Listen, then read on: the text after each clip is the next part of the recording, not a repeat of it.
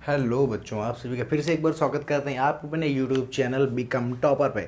और जैसा कि आप जानते हैं कि आगे टॉपिक चल रहा था, मैंने कल बोला था कि मैं एक्सरसाइज खत्म कर दूंगा और मैंने वादे के मुताबिक एक्सरसाइज को ख़त्म भी कर दिया था।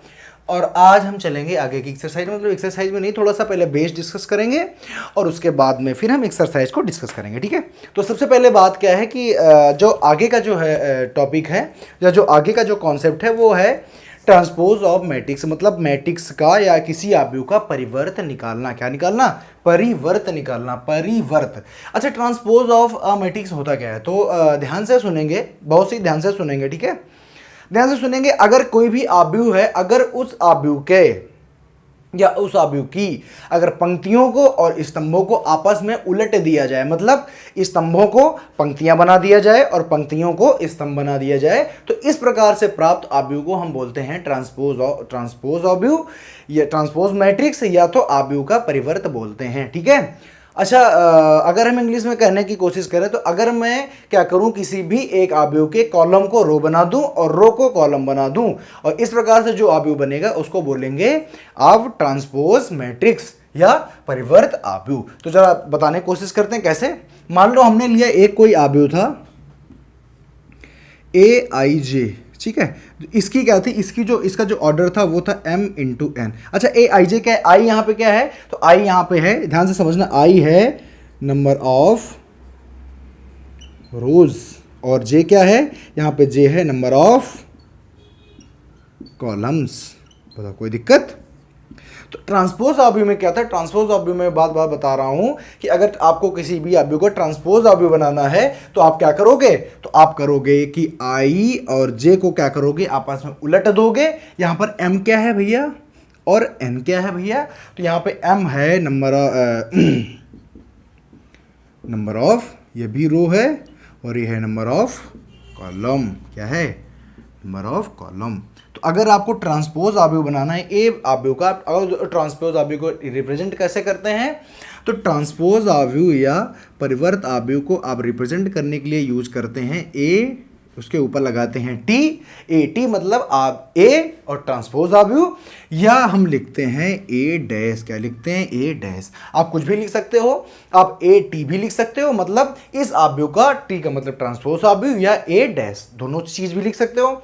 तो अब अगर मैं ए का अगर क्या निकालना चाहूं, ए डैश निकालना चाहूं या ए टी निकालना चाहूं, मतलब इस आव्यूह का, आव्यूह ए का अगर मैं परिवर्त आव्यूह या ट्रांसपोज मैट्रिक्स निकालना चाहूं तो क्या हो जाएगा?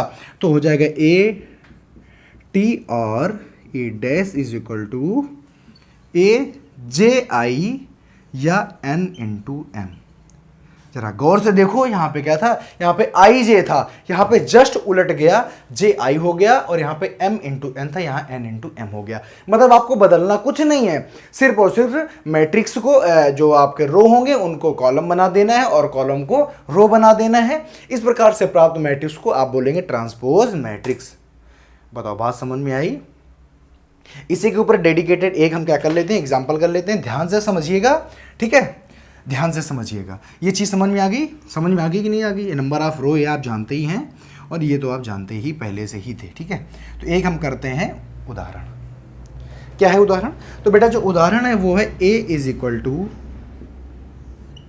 मैं देखता हूं है और 0, और फिर है 5 1 और माइनस का 1/5। ठीक है, तो ये एक मैट्रिक्स दिया गया था आपको। अब बोला गया कि इसका क्या निकालो, तो आपको बोला गया कि इसका ट्रांसपोज मैट्रिक्स निकालो या आप परिवर्त आव्यूह निकालो। तो आपने कहा कि परिवर्त आव्यूह की जो हमें परिभाषा पढ़ाई गई है वो पढ़ाई गई है। यहाँ पे क्या है? कॉलम है, ये आव्यूह कैसा आव्यूह? इसकी कोटि क्या है? तो इसकी कोटि है 3/2। क्या है? 3/2।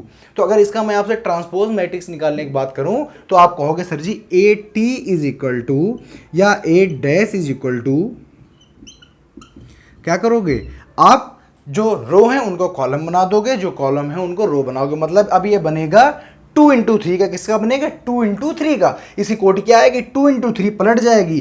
तो क्या है? ये आपकी रो है तो इसको बना दो कॉलम, ये भी आपकी रो है, इसको बना दो कॉलम, और ये भी आपकी रो है, इसको बना दोगे कॉलम। समझ में आए? अब ये देखो हो गया 2/3। बात समझ में आ गई कि नहीं आ गई? अब यहाँ पे अगर आप देखने की कोशिश करेंगे, ये क्या होता था, ये होता था ए आई जे, क्या होता था ए आई जे, अब ये हो गया ए जी आई, क्या हो गया ए जी आई। बात समझ गए कि नहीं समझ गए? तो इस हिसाब से आप ट्रांसपोज मैट्रिक्स निकालोगे। कभी भी आपको किसी का भी परिवर्त आव्यूह या ट्रांसपोज मैट्रिक्स निकालने के लिए बोले तो आप उसके रो को कॉलम और कॉलम को रो में चेंज कर दोगे तो उसकी कोड भी जस्ट अपोजिट हो जाएगी। और ऐसे आव्यूह जो आव्यूह बनते हैं उनको बोलते हैं ट्रांसपोज मैट्रिक्स या परिवर्त आव्यूह। कोई दिक्कत है? बताओ, किसी कोई दिक्कत है तो वो हमसे पूछ सकता है, बातचीत कर सकता है और बता सकता है। ठीक है, अब क्या होता है, यहां तक समझ में आ गई बात? ठीक है, चलो आगे। अब क्या होता है, अब आपने परिवर्त आव्यूह को पढ़ा। अब क्या होता है कि जो परिवर्त आव्यूह होता है ये अपने साथ कुछ गुणधर्म लेके चलता है, कुछ प्रॉपर्टीज लेके चलता है। तो परिवर्त आव्यूह जब आप करते हैं तो उसमें प्रॉपर्टीज क्या फॉलो होती हैं, प्रॉपर्टीज क्या लगती हैं, जरा इस पे गौर करना। तो हमने लिखा कि प्रॉपर्टीज ऑफ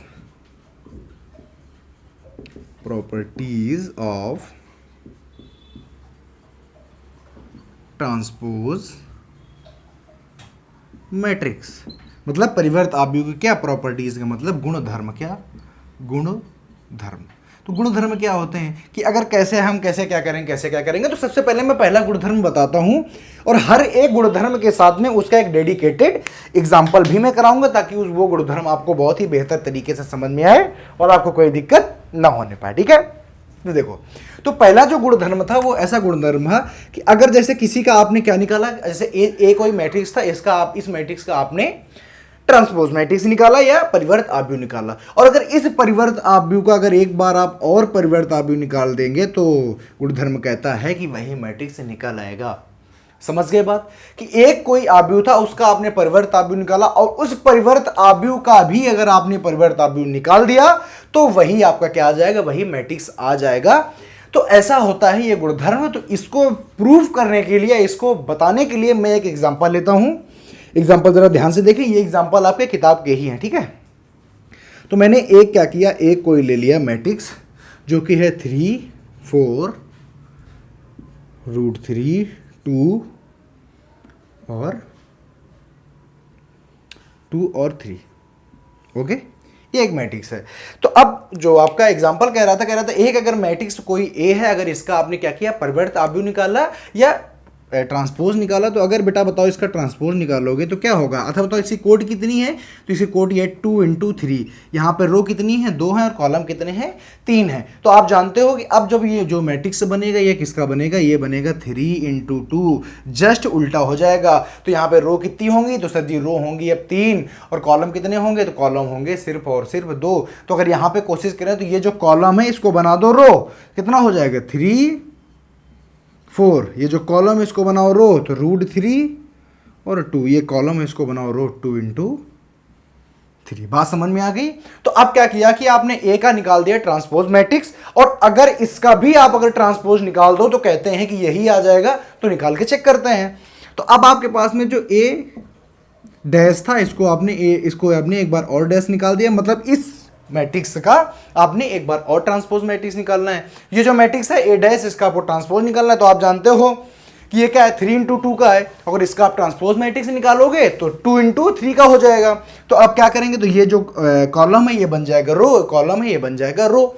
ठीक है, तो क्या हो जाएगा 3 √3 और 2 4 2 और 3, और ये आ जाएगा 2 × 3 का, 2 × 3 का। तो जरा गौर फरमाइए कि ये और ये एक जैसे नहीं है क्या, ये और ये एक जैसे नहीं है? तो जी हाँ, बिल्कुल एक जैसे हैं। तो आप आराम से लिख सकते हैं कि ए डैश का डैश = ए। तो बताओ ये वाला गुणधर्म प्रॉपर्टी सिद्ध होती है कि नहीं होती है?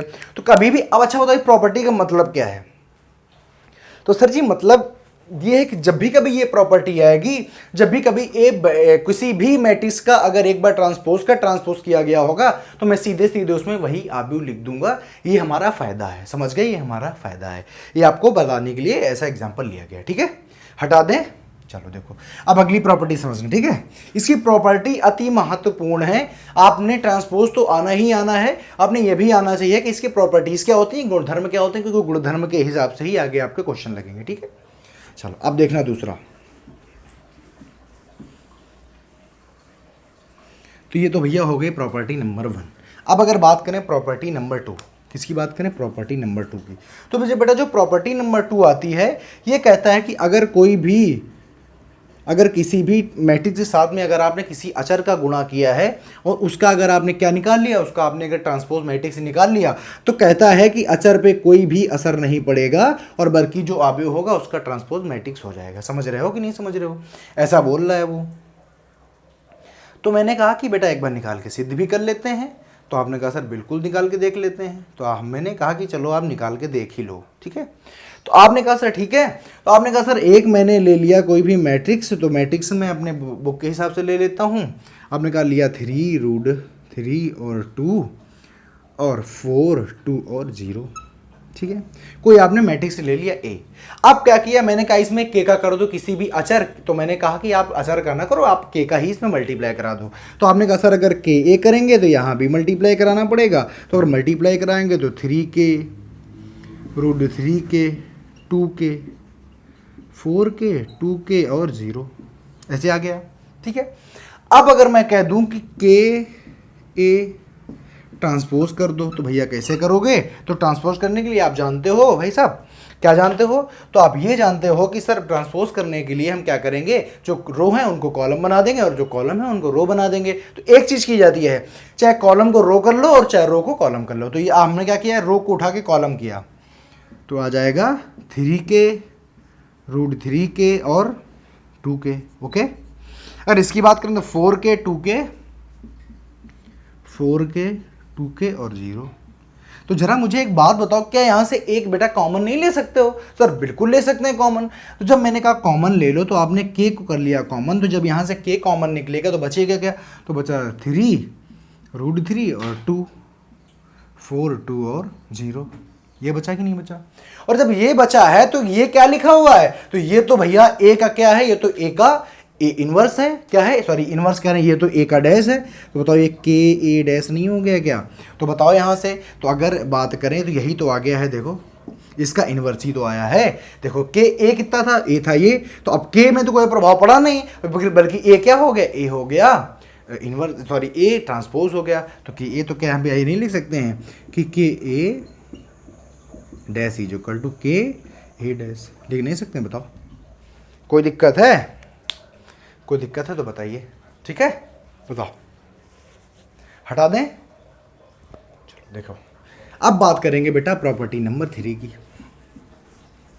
प्रॉपर्टी जितना बेहतर समझोगे आराम से आराम रहेगी आगे का चैप्टर्स में, ठीक है। आगे क्वेश्चन सॉल्व करने में बहुत ही आपको आराम रहेगी, ठीक है।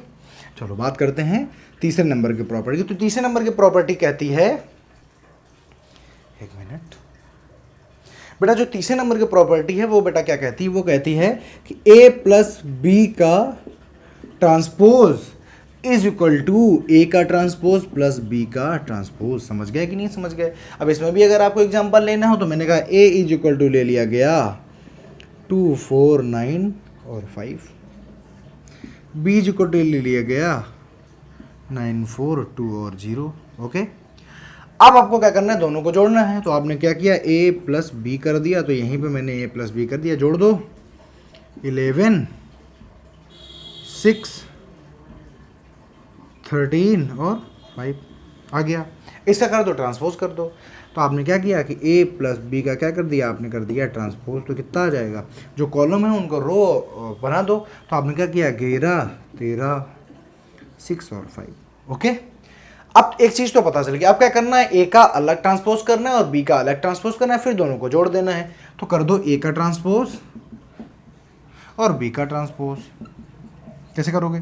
ए का ट्रांसपोज 2 9 4 5 2 9 4 5, ठीक है। इसका करो 9 4 2 0 9 4 2 0, ठीक है। दोनों का हो गया ट्रांसपोज। अब दोनों को क्या करो? ऐड करो। तो ए ट्रांसपोज बी ट्रांसपोज, दोनों को ऐड करेंगे, कितना आ जाएगा? 11 13 6 और 5।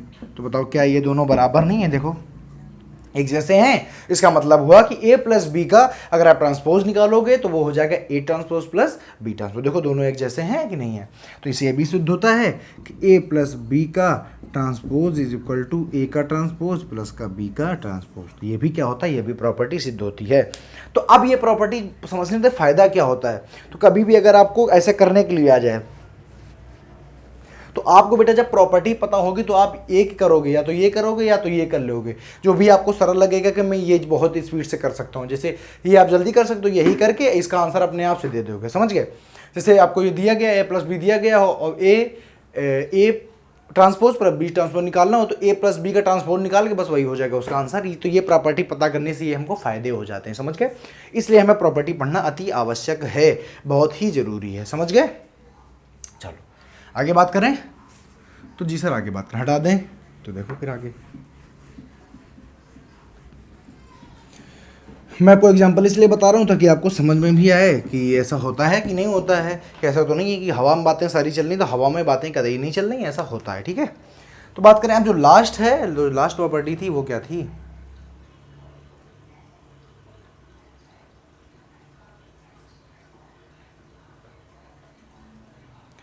चलो जो लास्ट प्रॉपर्टी है वो ऐसा होता है कि कहते हैं कि a इंटू बी का अगर ट्रांसपोज निकालोगे तो होता है b का ट्रांसपोज इंटू ए का ट्रांसपोज, समझ गए। तो अगर a प्लस बी का अगर आप ट्रांसपोज निकालोगे तो यही सिर्फ थोड़ी सी प्रॉपर्टी, जो चौथी प्रॉपर्टी है वो सिर्फ ऑकवर्ड होती है, थोड़ी सी बदली सी होती है, ठीक है। तो इसमें आपको ध्यान देना है कि a इंटू बी का अगर आप ट्रांसपोज निकालोगे तो b का ट्रांसपोज इंटू ए का ट्रांसपोज, समझ गए। अगर आपको क्वेश्चन करना हो तो आप क्वेश्चन कर भी सकते हो। देखो कैसे, आपने ए ले लेना है क्या 2495, ठीक है। आपने बी ले लेना है 4 - 2 और 5 और 9, ओके, ठीक है। मैंने क्या कहा, तो मैंने आपसे कहा है कि ए इंटू बी, सबसे पहले निकालो ए इंटू बी। आपने निकाला ए इंटू बी, कैसे निकालोगे ए इंटू बी, निकालने कैसे निकलेगा, इसको क्या करो रो बनाओ, इसमें मल्टीप्लाई करो। तो अगर रो बना करोगे तो 4 2 जा 8 और 4 5 जा 20, तो आ जाएगा 28, ओके। अब इसको उठा के इसके साथ करोगे तो माइनस का 4 और प्लस का 36, तो आ जाएगा 32, ओके। फिर से उसको उठा के इसके साथ करोगे तो 9 36 और 25, तो 36 और 36 और 25 तो हो जाएगा 71, कितना हो जाएगा 61 हो जाएगा, सॉरी 71 नहीं 61 हो जाएगा। और अगर फिर से इसको उठा के इसके साथ करेंगे तो आ जाएगा माइनस का 18 और प्लस का 45, तो ये आ जाएगा 30 और 3, तो ये आ जाएगा करीब करीब आपका 27, क्या आ जाएगा 27, ओके। अब अगर सही है ज़रा देख लेते हैं इसका, तो आ जाएगा 18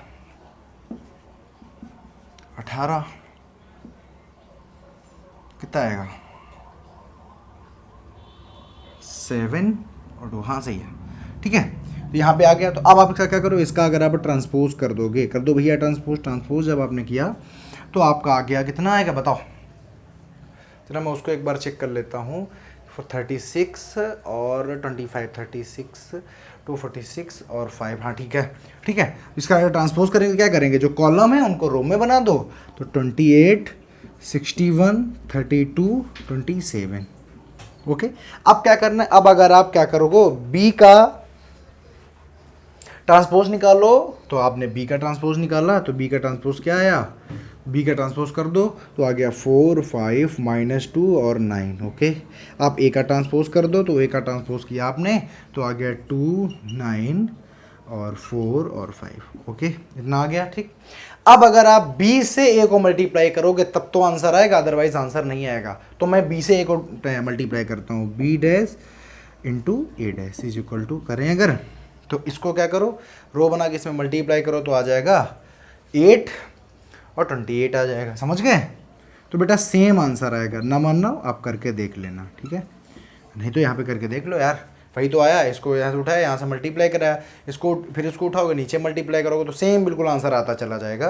तो आप हमेशा याद रखो कि अगर ए डॉट बी का transpose is equal to B dot A का ट्रांसपोज, हमेशा याद रखना। अगर ए डॉट बी का करोगे तो क्वेश्चन वहीं से गलत हो जाएगा, ये वाली प्रॉपर्टी थोड़ी सी खतरनाक प्रॉपर्टी है, तो इसको आपको याद रखना पड़ता है, और ये मैंने यहाँ पे सिद्ध भी कर दिया है।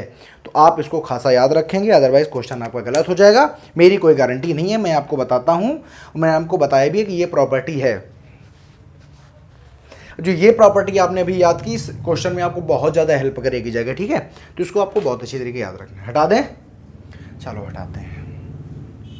अब देखो, अब जरा ध्यान से देखना, दो मैट्रिक्स और बताते हैं, फिर उनकी थोड़ी सी प्रॉपर्टीज पढ़ाते हैं। उनमें दो प्रमेय हैं, ठीक है, दो थ्योरम लगती हैं, उनको बताते हैं। चलो आगे पहुंचते हैं।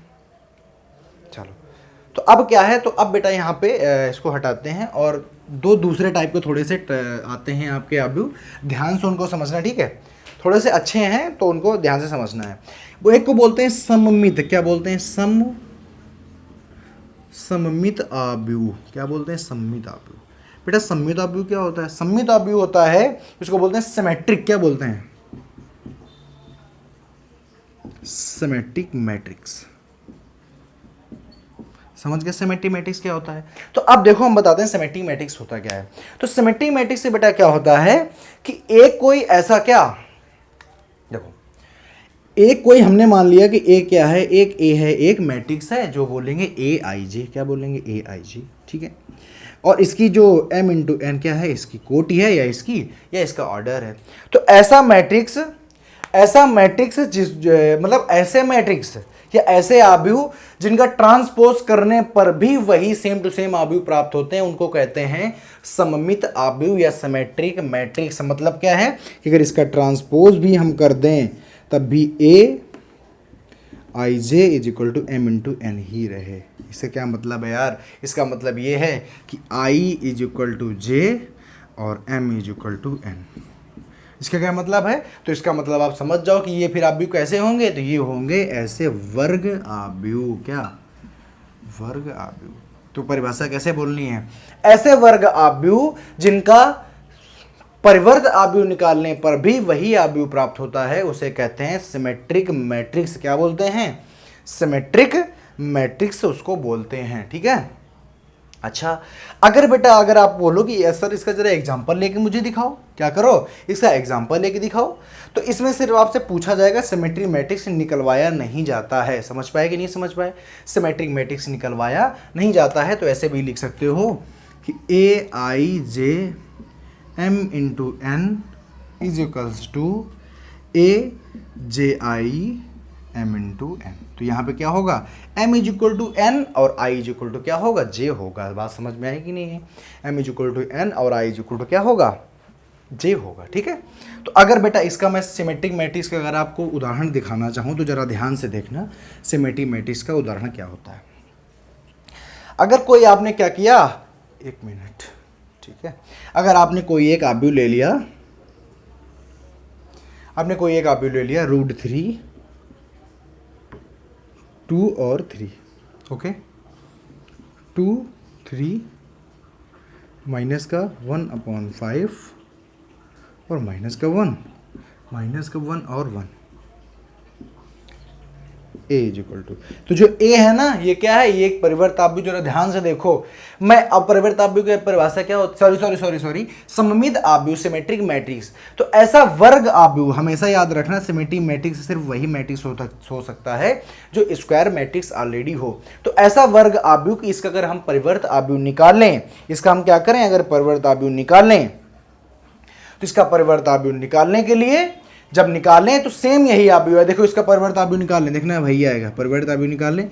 परिवर्त अवयव में क्या होता है, सर ये जो रो है उसको कॉलम बना दो, कॉलम को रो बना दो। तो अगर हम इसको करना चाहें तो √3 2 और 3, फिर इसको अगर करना चाहें तो 2 माइनस का 1.5 और माइनस का 1, इसको करें तो 3 माइनस का 1 और 1।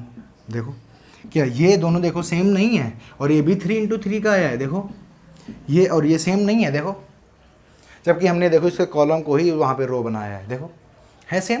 तो बात यहाँ से कुछ ना कुछ पल्ले पड़ी कि नहीं पड़ी। ऐसा वर्ग अवयव जिसका परिवर्त अवयव निकालने पर भी वही अवयव प्राप्त होता है, उसे कहते हैं सममित अवयव या सिमेट्रिक मैट्रिक्स। तो याद रखना, सिमेट्रिक मैट्रिक्स आपसे निकलवाया नहीं जाएगा, आपसे पूछा जाएगा, ठीक है, कर लोगे। पक्का? चलो, तो अब दूसरी बात करते हैं। दूसरी बात क्या है? तो दूसरी बात कुछ इस प्रकार से होती है। अब आज की लास्ट बात है, ठीक है, यहां से हटा दें। सममित मैट्रिक्स या समझ गया सिमेट्री मैट्रिक्स क्या होता है? जो समझ गया बहुत अच्छी बात है, और वो बच्चा बहुत ही शार्प है, और जितने पढ़ रहे हैं मुझे ऐसा लगता है कि सबको समझ में आ गया होगा। बात करते हैं बेटा विषम सममित किसकी? विषम सममित आव्यूह, या इसे बोलते हैं एंटी सिमेट्रिक, क्या बोलते हैं? Skew symmetric. क्या? स्क्यू सिमेट्रिक मैट्रिक्स बोलते हैं। तो बेटा इसको हम इस बातचीत को कैसे करने की कोशिश करते हैं? तो इस बातचीत को करने की कोशिश करते हैं कि ऐसा मैट्रिक्स या ऐसे मैट्रिक्स, क्या ऐसे मैट्रिक्स जिनका हम अगर, ऐसे मैट्रिक्स जिनका अगर हम क्या करते हैं, परिवर्त आव्यूह निकाल दें, तो वो माइनस का निकाला। जैसे हमने कहा एक आव्यूह ए है, ठीक है, कोई एक आव्यूह ए है, ए आई जे है, m इंटू एन है, ठीक है। तो अगर जिसका अगर ये विषम आव्यूह कब होगा? तो अगर हम इसका a डैश निकाल दें तो वो क्या आ जाए? माइनस का ए I J M into N आ जाए। बाकी सब नियम वही बराबर रहेंगे। i इज इक्वल टू यहाँ पे भी j होगा, m इज इक्वल टू यहाँ भी n होगा, मतलब ये भी एक वर्ग आव्यूह ही होगा। लेकिन बस शर्त ये रहेगी कि यहाँ पे आगे माइनस आएगा। मतलब कहने का ये है कि सारे जो चिन्ह होंगे उलट पुलट जाएंगे। समझ गया कि नहीं समझ गया? सारे चिन्ह होंगे वो क्या हो जाएंगे? उलट पुलट जाएंगे। तो अगर हम बात करें, एक अगर उदाहरण से आपको समझाना चाहें तो ध्यान से जरा समझिएगा उदाहरण क्या है, ठीक है। मैं उदाहरण क्या ले रहा हूँ जरा ध्यान से समझेंगे सभी बच्चे, ठीक है। सभी टैलेंटेड बच्चे, समझ रहे हो, सभी टैलेंटेड बच्चे ध्यान से समझेंगे। तो अगर दोबारा मैं इसकी परिभाषा पे काम करना चाहूं तो ऐसा वर्ग आव्यूह जिसका परिवर्त आव्यूह निकालने पर माइनस ए प्राप्त होता है उसे कहते हैं हम विषम सममित आव्यूह। अगर उदाहरण की बात करें तो एक है ए, इसमें 0 माइनस ई माइनस का एफ, ठीक है, ई 0 माइनस का जी और एफ जी और 0। तो अब देखो ये एक है, क्या है, आव्यूह है। अगर इसका मैं परिवर्त आव्यूह निकाल लूँ तो परिवर्त आव्यूह भैया निकालो तो ए डैश इज इक्वल टू क्या आ जाएगा? इसका क्या करो, इसका कर दो आप, बना दो क्या, कॉलम का रो बना दो। तो 0 माइनस का ई माइनस का एफ, ठीक है, ई 0 माइनस का जी और एफ जी और 0। जरा ध्यान से देखना कि अगर इस ए में अगर मैं माइनस का मल्टीप्लाई करा दूं, बताओ क्या आ जाएगा? तो इस कराओ तो आ जाएगा 0 माइनस का ई माइनस का एफ प्लस का ई 0 माइनस का जी और एफ जी और 0। यही आएगा कि नहीं आएगा? तो यही माइनस ए आएगा। देखो यही लिखा हुआ है, देखो सेम लिखा हुआ है। तो यहाँ पे क्या पता चला? यहाँ पे पता चला कि अगर कोई ऐसा आव्यूह है कि अगर उसका मैं ट्रांसपोज आव्यूह निकाल दूं, उसका अगर मैं परिवर्त आव्यूह निकाल दूं तो वो माइनस ए आ जाता है। तो ऐसे आव्यूह को बोलते हैं विषम सममित आव्यूह या स्क्यू मैट्रिक्स आव्यूह। से बात समझ में आ गई कि नहीं आ गई? फिर से एक बार देख लो कि यार अगर ए आव्यूह है कोई और इसका अगर आप ट्रांसपोज निकाल दो तो वो आव्यूह इसके माइनस ए के बराबर हो, मतलब अगर माइनस साइन के इसमें मल्टीप्लाई कर दें तो उसके बराबर हो, तो ऐसे आव्यूह को आप बोलते हैं विषम सममित आव्यूह। आज की क्लास यहीं तक। मुझे ऐसा लगता है कि आपको जो मैंने कॉन्सेप्ट सिखाए, मैंने जो तरीके सिखाए, आपको बहुत अच्छी तरीके से समझ में आए होंगे और आई होप आप इनमें और भी अपनी तरफ से ऐड कर सकते हो किताब से पढ़ के। बाकी आपको सारी चीज़ें समझा दी गई हैं और बाकी वही अच्छी तरीके से पढ़ते रहिए, मौज करते रहिए। जय हिंद, नमस्कार।